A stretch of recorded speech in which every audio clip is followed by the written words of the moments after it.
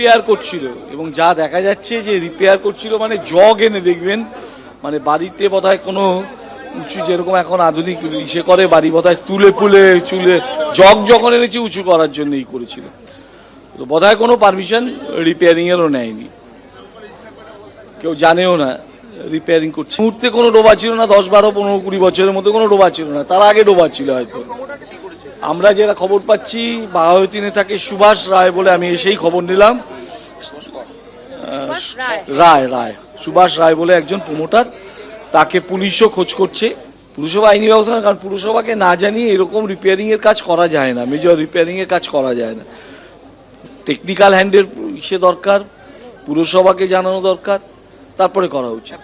হ্যাঁ, পুরসভার কাছে মেজর প্ল্যান রিপেয়ারিং এর জন্য পুরসভার কাছে প্ল্যান জমা করতে হবে, ডিটেল বলতে হবে কিভাবে হবে, টেকনিক্যাল এক্সপার্ট কারা তাদের কথা বলতে হবে, কাদের তত্ত্বাবধানে হচ্ছে। কিছুই হয়নি, বোধহয় প্রমোটার নিজে 10-12 বছর আগে বাড়ি বিক্রি করেছিল, এখন বোধহয় বাড়ির মালিকেরা ধরেছে, সে এসে বাড়ির মালিকদের থেকে পয়সা নিয়ে আবার রিপেয়ার করার চেষ্টা করছে। সিপিএম নেতা এবং কলকাতা পুরসভার প্রাক্তন কাউন্সিলর চয়ন ভট্টাচার্যের সঙ্গে ফোনে আমরা এই মুহূর্তে যোগাযোগ করতে পেরেছি। চয়নদা, যে ঘটনা গার্ডেন রিচে ঘটেছিল 10 মাস আগে, আজকে যাদবপুরে কার্যত সেই একই ঘটনা ঘটেছে এবং একটা অংশ এই বহুতলে সম্পূর্ণ ভেঙে পড়েছে। হ্যাঁ, এটা তো পুরোটাই কর্পোরেশনের নেগলিজেন্স, তো একটা ব্যাপার বটেই, এবং এই যে প্রমোটার তাকে অ্যারেস্ট করা হয়েছে কিনা কিন্তু আমরা জানতে পারি না, আমি জানতে পারি না, কারণ আপনারা জানেন কিছু কর্পোরেশনের পক্ষ থেকে কোনো স্টেপ নেওয়া হয়েছে গেলে প্রমোটারের এগেনস্টে একদম সরাসরি তো ফৌজদারি অপরাধে তো জেলে ঢুকিয়ে দেওয়া উচিত।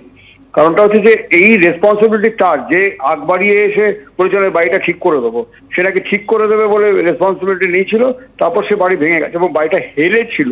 এতদিন কেউ দেখেনি কেন? অন্তত হিসেব জানাচ্ছে শেষ 4-5 দিন ধরে বা হেরে পড়া বাড়িটা লোকে দেখছিল। হ্যাঁ, এবং সাধারণ মানুষ নিশ্চয়ই কাউন্সিলরকে জানিয়েছিল, কাউন্সিলরের কোনো স্টেপ নেননি কেন এটাও আমি বুঝতে পারলাম না। পুরসভা এখন পুরোপুরি হট্টমালার দেশে পরিণত হয়েছে, কোনো কিচ্ছু কারো দেখাশুনো করবেন না, খালি যেটুকু জায়গা খালি রাজনৈতিক হাততালি নেবার জন্য পুরো কর্তৃপক্ষ বসে আছেন, এর বাইরে কি? ধন্যবাদ চয়নদা আমাদের সঙ্গে কথা বলার জন্য। ভারত বাংলাদেশ সীমান্তে জাল আধার চক্রের পর্দা ফাঁস। মালদার বৈষ্ণবনগর থেকে দুজনকে গ্রেপ্তার করল পুলিশ। ধৃতদের কাছ থেকে উদ্ধার 70টি জাল আধার কার্ড ও বেশ কিছু নথি। ধৃতদের মধ্যে উৎপল মণ্ডলের বাড়ি বৈষ্ণবনগরে। উৎপলের সাইবার ক্যাফেতে কাজ করতেন অপর ধৃত সুদীপ্ত মণ্ডল। অসমের এক ব্যক্তির আধার লগইনের পাসওয়ার্ড দিয়ে জাল আধার কার্ড তৈরি হয়েছে খবর সূত্রের। গার্ডেন রিচের পুনরাবৃত্তি এবার যাদবপুরে। এই যে ছবি দেখতে পাচ্ছেন, এই বহুতল হুড়মুড়িয়ে ভেঙে পড়েছে আজ। খাস কলকাতায় ফের বহুতল বিপর্যয়ের ঘটনা ঘটেছে, অল্পের জন্য বাসিন্দারা রক্ষা পেয়েছেন। গার্ডেন রিচে যে ঘটনা ঘটেছিল নির্মীয়মান বহুতল, সেটা হুড়মুড়িয়ে ভেঙে পড়ে এবং একাধিক বাড়ি দেখা যায় এই গার্ডেন রিচে, যেখানে একটা বাড়ির একেবারে উপরে আরেকটা বাড়ি হেলে পড়েছিল। কার্যত সেই ঘটনার পুনরাবৃত্তি যাদবপুরে দেখা যাচ্ছে। এখন বিপর্যয়টা হলো কি কারণে? সরাসরি ব্রতদীপ ভট্টাচার্য আমাদের সঙ্গে রয়েছেন। ব্রতদীপ, তোমার পাশ থেকে দেখতে পাচ্ছি একেবারে পুরো মাত্রায় হেলে পড়েছে তোমার বাঁদিকে বাড়ি, কিন্তু কি কারণে এই বহুতলের বিপর্যয় ঘটলো আজ? দেখো শুভ্রজিৎ, এটাকে শুধু হেলে পড়া বলা যায় না, কার্যত বাড়িটি ভেঙে গিয়ে পাশের বাড়িটির উপর পড়েছে। পাশের বিল্ডিংটি না থাকলে পুরোপুরি মাটিতে ধূলিসাৎ হয়ে যেত এই বিল্ডিংটি। এবং যেটা জানা যাচ্ছে স্থানীয়দের থেকে, যে আজকে দুপুরবেলায় আচমকায় হুড়মুড়িয়ে বিকট শব্দ করে গোটা এই বিল্ডিংটি ভেঙে পড়েছে।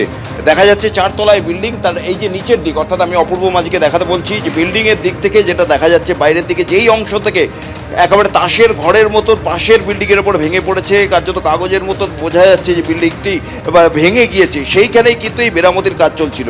যারা বাসিন্দা এই বিল্ডিং এ তারা জানাচ্ছেন যে এই বিল্ডিংটি প্রায় বছর 11 আগে তৈরি হয়েছিল। তারা সর্বস্ব দিয়ে বিল্ডিং কিনেছিলেন, কেউ 22 লাখ, কেউ 25 লাখ, কেউ তারও বেশি। এবং কেনার কয়েক বছর পর থেকেই দেখা যাচ্ছে বিল্ডিংটি এই দিকে, অর্থাৎ যেই দিক থেকে ভেঙে পড়েছে সেদিকে হেলে যাচ্ছিল। বিষয়টি নিয়ে প্রমোটারকে তারা জানিয়েছিলেন এবং অভিযোগ প্রমোটার বেশ কয়েকদিন টালবাহানা করেন। তারপর গত 1 মাস থেকে এই বিল্ডিংটি মেরামতির জন্য তিনি উদ্যোগ নিয়েছিলেন। হরিয়ানা থেকে একটি সংস্থাকে বরাদ দেওয়া হয়েছিল এবং সেই সংস্থার শ্রমিকরা এসে এই বিল্ডিংয়ের নিচে স্ক্রু জ্যাক লাগিয়ে সে বিল্ডিংয়ের একটি দিক উঁচু করার কাজ করছিলেন।